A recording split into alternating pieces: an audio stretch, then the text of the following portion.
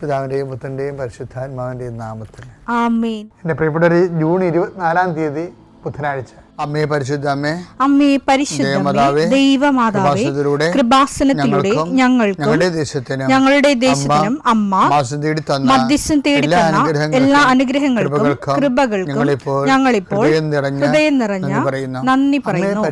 അമ്മേ പരിശുദ്ധമേ, ദൈവമാതാവേ, 2004 ഡിസംബർ 7-ാം തീയതി ഉച്ചകഴിഞ്ഞ് 2:30 കൃപാസനത്തിൽ സംഭവിച്ച അമ്മയുടെ പ്രത്യക്ഷപ്പെടലിനെ കുറിച്ച് തിരുസഭയ്ക്ക് സമർപ്പിച്ചിരിക്കുന്ന പഠനരേഖകളുടെ മേൽ സഭാത്മകമായ പഠനം ആരംഭിക്കുവാൻ ഞങ്ങൾ പ്രാർത്ഥിക്കുന്നു. അമ്മേ പരിശുദ്ധമേ, ഭൂസ്വർലോകങ്ങളുടെ രാജ്ഞിയായ അങ്ങേയ്ക്ക് ഭൗമസംരക്ഷണത്തിനായി പ്രപഞ്ചപ്രകൃതിയെ തന്നെ തിരുസഭ പ്രതിഷ്ഠിക്കുവാൻ ഈ പ്രത്യക്ഷീകരണം വഴി ഇടയാക്കണമേ. പരിശുദ്ധമേ, ജപമാല മാതാവേ, സകല കൃപാസനം പ്രാർത്ഥനയോടും ചേർത്ത് ഞങ്ങളിപ്പോൾ പ്രാർത്ഥിക്കുന്ന ഈ കുടുംബത്തിന്റെ പ്രത്യേക നിയോഗം പറ മക്കളെ.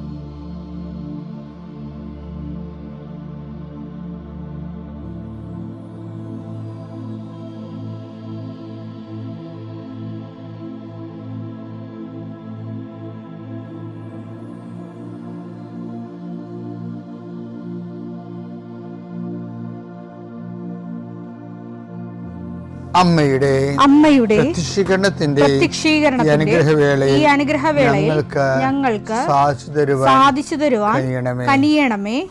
ആമേൻ. വിശ്വാസ പ്രമാണം. സർവശക്തനായ പിതാവും ആകാശത്തിന്റെയും ഭൂമിയുടെയും സൃഷ്ടാവുമായ ദൈവത്തിൽ ഞാൻ വിശ്വസിക്കുന്നു. അവിടുത്തെ ഏകപുത്രനും ഞങ്ങളുടെ കർത്താവുമായ ഈശോമിശിഹായിലും ഞാൻ വിശ്വസിക്കുന്നു. ഈ പുത്രൻ പരിശുദ്ധാത്മാവിനാൽ ഗർഭസ്ഥനായി കന്യകാമറിയത്തിൽ നിന്ന് പിറന്ന് പൊന്തിയോസ് പീലാത്തോസിന്റെ കാലത്ത് പീഡകൾ സഹിച്ച് കുരിശിൽ തറയ്ക്കപ്പെട്ട് മരിച്ച് അടക്കപ്പെട്ട് പാതാളങ്ങളിൽ ഇറങ്ങി മരിച്ചവരുടെ ഇടയിൽ നിന്ന് 3-ാം നാൾ ഉയർത്ത് സ്വർഗത്തിലേക്ക് എഴുന്നള്ളി സർവശക്തിയുള്ള പിതാവായ ദൈവത്തിന്റെ വലതുഭാഗത്തിരിക്കുന്നു. അവിടെ നിന്ന് ജീവിക്കുന്നവരെയും മരിച്ചവരെയും വിധിക്കുവാൻ വരുമെന്നും ഞാൻ വിശ്വസിക്കുന്നു. പരിശുദ്ധാത്മാവിലും ഞാൻ വിശ്വസിക്കുന്നു. വിശുദ്ധ കത്തോലിക്കാ സഭയിലും പുണ്യവാന്മാരുടെ ഐക്യത്തിലും പാപങ്ങളുടെ മോചനത്തിലും ശരീരത്തിന്റെ ഉയർപ്പിലും നിത്യമായ ജീവിതത്തിലും ഞാൻ വിശ്വസിക്കുന്നു. ആമേൻ. സുഖസ്ഥനായ ഞങ്ങളുടെ പിതാവേ, അങ്ങയുടെ നാമം പൂജിതമാകണമേ. അങ്ങയുടെ രാജ്യം വരണമേ. അങ്ങയുടെ തിരുമനസ് സ്വർഗത്തിലെ പോലെ ഭൂമിയിലും ആകണമേ. അന്നു വേണ്ടുന്ന ആഹാരം ഇന്ന് ഞങ്ങൾക്ക് തരണമേ. ഞങ്ങളോട് തെറ്റ് ചെയ്യുന്നവരോട് ഞങ്ങൾ ക്ഷമിക്കുന്നത് പോലെ ഞങ്ങളുടെ തെറ്റുകൾ ഞങ്ങളോടും ക്ഷമിക്കണമേ. ഞങ്ങളെ പ്രലോഭനത്തിൽ ഉൾപ്പെടുത്തരുതേ, തിന്മയിൽ ഞങ്ങൾ രക്ഷിക്കണമേ. ആമേൻ. നന്മ നിറഞ്ഞ മറിയമേ, സ്വസ്തി. കർത്താവ് അങ്ങയുടെ കൂടെ സ്ത്രീകളിൽ അങ്ങ് അനുഗ്രഹിക്കപ്പെട്ടവളാകുന്നു. അങ്ങയുടെ ഉദരത്തിൻ ഫലമായി ഈശോ അനുഗ്രഹിക്കപ്പെട്ടവനാകുന്നു. പരിശുദ്ധ മറിയമേ, തമ്പുരാന്റെ അമ്മേ, പാപികളായ ഞങ്ങൾക്ക് വേണ്ടി ഇപ്പോഴും ഞങ്ങളുടെ മരണസമയത്തും തമ്പുരാനോട് അപേക്ഷിക്കണമേ. ആമേൻ. കർത്താവേ, നിന്റെ ഉന്നതമായ നാമത്തിന് സ്തോത്രം ചെയ്യുന്നു. കർത്താവേ, നിന്റെ വിശുദ്ധ പൗരോഹിത്യത്തെ മഹത്വപ്പെടുത്തണമേ. കർത്താവെ, സഭയിലുള്ള സാന്നിധ്യം പ്രകടമാക്കണമേ. 40 വർഷം ഞാൻ അർപ്പിച്ച കൃപാനയുടെ യോഗ്യതയാൽ കൃപാസ്ഥാനത്താറെ ജീവനോടെ പ്രത്യക്ഷപ്പെട്ട പരിശുദ്ധ അമ്മയുടെ മാധ്യസ്ഥത്തിലെ ഞാൻ മക്കളെ ആശീർവദിക്കുന്നു. ഈശോയെ, എവിടെയെങ്കിലും യാത്ര ചെയ്യുന്ന മുമ്പ് ഇതൊന്ന് കൂടിയിട്ട് പോണവരുണ്ട്. ഈശോയെ, അവർ മക്കളുടെ ഇന്നത്തെ മുഴുവൻ യാത്രകൾ ഞാൻ അങ്ങേക്ക് ഏൽപ്പിക്കുന്നു. കടകമ്പോൾ നടത്തുന്നവരെ ഓർത്ത് ഞാൻ വേദനിച്ച് പ്രാർത്ഥിക്കുന്നു. കർത്താവെ, കട പൊട്ടിപ്പോകാൻ പോണവരുണ്ട്, കടം കയറി മുടിഞ്ഞവരുണ്ട്, ജപ്തി നടപടി നേരിടുന്നവരുണ്ട്, മക്കളെ ഓർത്ത് വേദനിക്കുന്നവരുണ്ട്, മക്കൾ തെറ്റായ ബന്ധങ്ങൾ അകപ്പെട്ടു പോയവരുണ്ട്, മക്കൾ പല കാര്യം വിളിച്ചു പറഞ്ഞിട്ട് മാതാപിതാക്കന്മാർക്ക് സഹായിക്കാൻ പറ്റാത്ത രീതിയിലായിട്ടുള്ളവരുണ്ട്. എന്ത് ചെയ്യുന്നറിയാൻ പാടില്ല, നഷ്ടം ചെയ്യുന്നവരുണ്ട്, കേസകപ്പെട്ടവരുണ്ട്, പിരിഞ്ഞ് താമസിക്കുന്നവരുണ്ട്, ഐക്യപ്പെട്ട് ജീവിക്കാൻ ആഗ്രഹിക്കുന്നവരുണ്ട്. കർത്താവ്, അവരെല്ലാം എൻ്റെ കർത്താവിൻ്റെ ഉന്നതമായ നാമത്തിൽ, സഭയുടെ അധികാരത്തിൽ, കുരിശിൻ്റെ അടയാളത്തിൽ ദൈവശക്തിയായി ഞാൻ ആശീർവദിക്കുന്നു. കർത്താവെ, മക്കളില്ലാത്തവരുടെ സങ്കടം നീ കാണുന്ന കർത്താവെ, പിരിഞ്ഞു താമസിക്കുന്നവരുടെ, ഒറ്റപ്പെട്ട് ജീവിക്കുന്നവരുടെയും കർത്താവെ, പലരെയും വിളിച്ചുകൊണ്ട് പോകേണ്ടി വരും കർത്താവെ. അവരെ വിളിച്ചുകൊണ്ട് പോകാൻ ഇടയാക്കണേ ഈശോയെ. അവർ ജീവിത പങ്കാളി അവരെ നിരാകരിച്ച ജീവിത പങ്കാളികൾക്ക് മനസ്സാന്തം ഉണ്ടായി അവരെ ഒന്ന് വിളിച്ചുകൊണ്ട് പോകാനോ ഫോൺ വിളിച്ചിക്കാനോ കർത്താവെ ഇടയാക്കണമെന്ന് പ്രാർത്ഥിക്കുന്നു.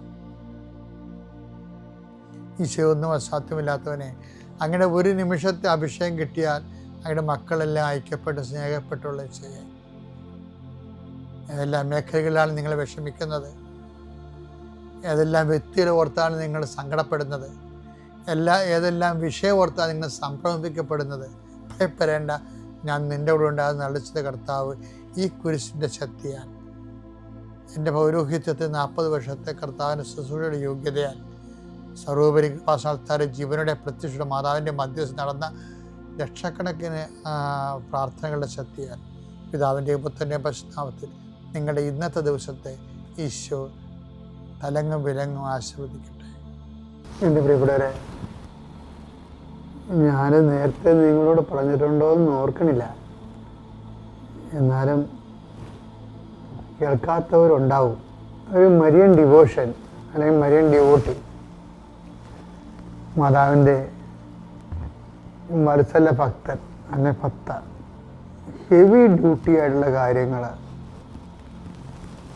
നമ്മുടെ ജീവിതത്തിൽ വരുമ്പോൾ അത് നമ്മൾ ചെയ്യേണ്ട കാര്യമാണ്. അത് വിജയിക്കാൻ സാധ്യത ഉണ്ടെങ്കിൽ അമ്മ നമ്മളെ കൊണ്ടത് ചെയ്യിക്കും. ഞാൻ എന്താ പറയണമെന്നറിയാമോ? ഇനി അമ്പലപ്പുഴ പള്ളിയിൽ പണ്ട് വികാരിയായിരുന്ന കാര്യം ഇടയ്ക്ക് നിങ്ങളോട് പറയാറുണ്ട്. അവിടെ ചെന്നപ്പോൾ ഉണ്ടായിരുന്ന ഒരനുഭവം എന്ന് പറയുന്നത്, അവിടെ അമ്പലപ്പുഴ നമ്മൾക്ക് വീട്ടുകാരൊക്കെ കുറവാണ്. അപ്പം അതുകൊണ്ട് പാവത്തുങ്ങൾക്കെല്ലാം വീട് വെച്ച് കൊടുക്കുന്നൊരു പ്രോജക്റ്റ് ഈ പീറ്റർ പിതാവിൻ്റെ കാലത്ത് ചെയ്തതാണ്. ഒരു 2 ഏക്കർ സ്ഥലം അവിടെ വാങ്ങിച്ച് അവിടെ 42 വീടുകൾ ചെയ്ത് വീടില്ലാത്തവർക്ക് ഒരു പുനരധിവാസ പദ്ധതി. അപ്പം അന്നിരുന്ന ആൾക്കാർ, ഉപദേശകർ, ഇങ്ങനെ കൺസൾട്ടേറ്റീവ് ബോഡി ഉണ്ടാവുമല്ലോ, അത് പറഞ്ഞ് ഇവരുടെ പേരിലിത് കൊടുത്താൽ ഇവർ വിറ്റുകൊണ്ട് പോകുമെന്ന് പറഞ്ഞു.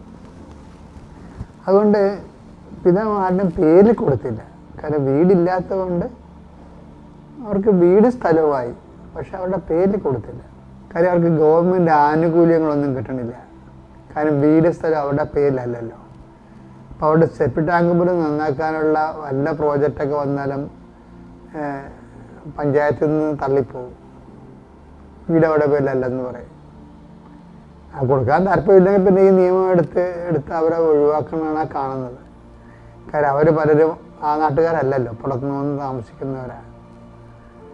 അപ്പം അങ്ങനെ ഒരു വിഷയമാണ്.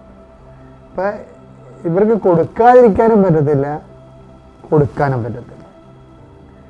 അങ്ങനെ ഈ 16 കൊല്ലം ഒരു കീറാമുട്ടി പോലെ കിടക്കേണ്ട സംഭവം. എനിക്ക് തോന്നിയത്, അപ്പം അന്ന് ഈ സാഹിത്യ അക്കാഡമിയിലൊക്കെ പഠിക്കണ കാലമാണ്. ഗവൺമെൻറ് എനിക്ക് സീനിയർ ഫെലോഷിപ്പ് തന്നിട്ട് അതിൻ്റെ പ്രോജക്റ്റ് ചെയ്യാൻ വേണ്ടി കേരള സാഹിത്യ അക്കാഡമി പഠിക്കുകയാണ്. അപ്പം അമ്പലപ്പുഴയിൽ നിന്ന് പോയി വരാൻ എളുപ്പമായിരുന്നു. അപ്പം ഞാൻ പോകുമ്പോഴൊക്കെ പള്ളി അടച്ചിട്ടേക്കും മാതാവ് അൾത്താരയിലാണ് ഇരിക്കണത്. അൾത്താരയിൽ നിന്ന് നമുക്ക് നോക്കി കുറേ ദൂരമുണ്ട്.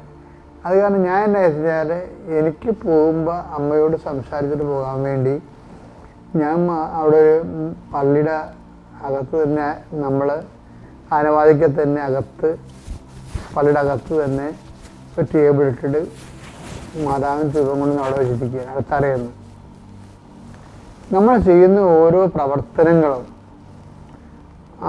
അതിൻ്റെ ഭാഷ, അതിൻ്റെ ഭക്തിയുടെ ദൈവസ്നേഹത്തിൻ്റെ ഭാഷയെല്ലാം ദൈവം വളരെ റെവറൻസോടെയാണ് എടുക്കുന്നത് ശരിക്കും. എന്നുവെച്ചാൽ മാതാവിനെ ഞാൻ കാണുന്നു, ഞാൻ രാത്രിയാണത് വരുന്നതെന്നുണ്ടെങ്കിൽ രാത്രി അമ്മയടുത്ത് വന്ന് നിൽക്കുന്നു, അന്നത്തെ കാര്യം പറയുന്നു, നന്ദി പറയുന്നു, പോയി കിടന്നുറങ്ങുന്നു. രാവിലെ എവിടെയെങ്കിലും അത് രാവിലെ വർക്കുണ്ടെങ്കിൽ അത് കഴിയുമ്പോൾ എവിടെയെങ്കിലും പോകണമെങ്കിൽ മലാവിൻ്റെ അടുത്ത് പോയി. ഒരു ദിവസം ഞാൻ കൊടിമരത്തിങ്ങയിൽ ഇങ്ങനെ ഇരുന്ന് കൊന്തേരിയപ്പോൾ മലാവിൻ്റെ പള്ളിയുടെ വാക്കിലാണ് കൊടിമരത്തിന് മലാവിനെ നോക്കിക്കൊണ്ട് അവിടെ അത് മതാവതിരിപ്പുണ്ടല്ലോ, ജെല്ലം തുറന്ന് കിടക്കുകയാണ്. കൊന്തയില്ലിക്കൊണ്ടിരിക്കുന്ന സമയത്ത് എൻ്റെ മനസ്സിൽ പറഞ്ഞു, ഈ കോളനിക്കാരുടെ കാര്യത്തിൽ സമാധാനം ഉണ്ടാകാൻ വേണ്ടി പ്രാർത്ഥിക്കുകയാണ്. സക്കറിയ 10:1 വസന്തവൃഷ്ടിയുടെ കാലത്ത് കർത്താവിനോട് മഴ ചോദിക്കുവിൻ. മഴക്കാർ അയക്കുന്നതും മഴ പെയ്യിച്ച് എല്ലാവർക്കും വേണ്ടി വയലിനെ ഹരിതപൂർണമാക്കുന്നതും കർത്താവാണ്. അതിനൊരു കാലവശം സമാധാനം ഉണ്ടാകുന്ന കേസ് അല്ലത്. പക്ഷെ എന്നോട് പ്രാർത്ഥിക്കാൻ പറഞ്ഞ കാരണം, ഞാൻ പ്രാർത്ഥിക്കാൻ മാത്രമല്ല ഞാൻ ചെയ്തത് ഞാൻ ആ കൊടിമരത്തിൽ നിന്ന് ഒരു കൊന്ത ചൊല്ലി ഒരു 4 രഹസ്യം കഴിയുമ്പോൾ അവസാനത്തെ 10 രഹസ്യമുണ്ട്. 10 എന്ന് പറഞ്ഞ പറയില്ല, 5-ാം രഹസ്യം. 5-ാം രഹസ്യത്തിന് ഞാൻ മാതാവിൻ്റെ അടുത്ത് മുട്ടിലിഴഞ്ഞ് ചെല്ലും.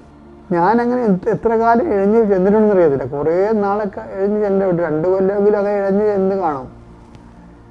2ാമത്തെ കൊല്ലം ഒരു ദിവസം ബിഷപ്പിനെ വിളിച്ച് പറഞ്ഞ് പെട്ടെന്ന് വരാൻ പറഞ്ഞു. ഞാൻ ചെന്നപ്പോൾ ഒരു ആധാരം എഴുത്തുകാരൻ അവിടെ ഇരിപ്പുണ്ട്. അപ്പോൾ എന്നോട് ശിവൻ പിതാവ് പറഞ്ഞ്, ഇത് ഉണ്ണിയാണ്, ഇയാൾക്ക് ആ ജനങ്ങൾക്ക് നിയമപരമായിട്ട് തന്നെ എന്ന സ്ഥലം അവർ വിട്ടുകൊണ്ട് പോകാത്ത രീതിയിൽ ക്ലോസ് വെച്ച് എഴുതാൻ കഴിയുമെന്ന് പറഞ്ഞു. അപ്പോൾ ഞങ്ങളെ പിതാവ് ഞാനും കൂടി ഇയാളെ കൊണ്ട് അത് പറയിപ്പിച്ച് നോക്കി. അയാൾ എഫിഷ്യൻ്റ് ആധാരം എഴുത്തുകാരനാണ്. അപ്പോൾ അത് നോക്കിയപ്പോൾ അവർക്ക് വിൽക്കാൻ പറ്റത്തില്ല. പക്ഷെ അവരുടെ പേരില്ല, സ്ഥലവും വീടും അവരുടെ പേരില്ല. അവർ പണം മുടക്കി അവരുടെ പേരിലാക്കുകയാണ്. അവർക്ക് വിൽക്കാൻ പറ്റില്ല. അത് നല്ല ക്ലോസാണ്. അതെനിക്ക് ഭയങ്കര ഇഷ്ടപ്പെട്ടായിരുന്നു. അപ്പോൾ ഞാൻ അവിടെ വെച്ചാലേ, ഈ എല്ലാത്തിനും പോംവഴികളുണ്ട്. ശരിക്കും എല്ലാത്തിനും പോംവഴികളുണ്ട്. ഒരു വിതിൻ 2 ആഴ്ച കൊണ്ട് ആ പറമ്പുകളെല്ലാം അവരുടെ പേരിലാക്കി കൊടുത്തു. 2 ആഴ്ച കൊണ്ട്. അതായത് വഴി, ഞാൻ അതിന് മനസ്സിലാക്കിയത്, വഴിയില്ലാത്ത ഒരു കാര്യമില്ല. പക്ഷെ നമ്മൾ ഇൻവെസ്റ്റ് ചെയ്യാൻ തയ്യാറാകണം. ഇൻവെസ്റ്റ് ചെയ്യണമെന്ന് വെച്ച് കഴിഞ്ഞാൽ നമ്മളേത് സീരിയസ് ആണ് ഈ വിഷയത്തിലെന്ന് ദൈവത്തിന് തോന്നണം. അല്ലാതെ ഒരു ചുമ്മാ ഈ ഒരു കാട്ടിക്കൂട്ടി ഇങ്ങനെ ഒപ്പിച്ചുണ്ടാക്കുന്ന രീതിയിലുള്ള തൊട്ടുകൂട്ടി പ്രാർത്ഥനകളില്ലേ, ഈ തൊട്ടുകൂട്ടി പ്രാർത്ഥനകളൊന്നും നമ്മുടെ യഥാർത്ഥ അതൊന്നും രജിസ്റ്റർ പോലും ആകത്തില്ല. ദൈവത്തിൻ്റെ മനസ്സിൽ രജിസ്റ്റർ ആകത്തില്ല ശരിക്കും. ഇന്ന് തന്നെ ഒരു ചേട്ടത്തി സാക്ഷ്യം പറഞ്ഞപ്പോൾ അവർ പറയണത്, ഇന്നലെ സാക്ഷ്യം പറഞ്ഞപ്പോൾ, ഞാനിതൊക്കെ ചെയ്യുമ്പോഴും എനിക്ക് വലിയ വിശ്വാസമൊന്നും ഇല്ല. ഞാൻ എന്താണ് പറയണമെന്ന് അവർക്ക് സാക്ഷ്യം പറയണേ. ഞാനിതൊക്കെ ചെയ്യുമ്പോഴും എനിക്ക് വലിയ വിശ്വാസമൊന്നുമില്ല. ഉടമ്പടി എടുത്തിട്ട് ഉടമ്പടി പ്രകാരം ചെയ്യുന്ന കാര്യങ്ങളിലും അവർക്ക് അതിൻ്റെ അകത്ത് വിശ്വാസം ഇൻവെസ്റ്റ് ചെയ്യാൻ പറ്റും. അപ്പോഴാണ് ഇപ്പോൾ സാധാരണ പ്രാർത്ഥനക്കാരെ എപ്പോഴും ശ്രദ്ധിക്കേണ്ട വിഷയം ഇതാണ്. നമ്മൾ ചെയ്യുന്ന കാര്യങ്ങൾ ദൈവം അംഗീകരിക്കാൻ വേണ്ടി മാത്രം സത്യസന്ധവും അർപ്പണ മനോഭാവം ഉണ്ടാകണം.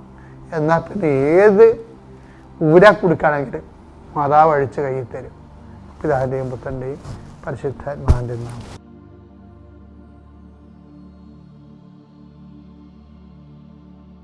അത്യപൂർവ ദൈവാനുഭവങ്ങൾ ഇനി നിങ്ങൾക്കും സ്വന്തം.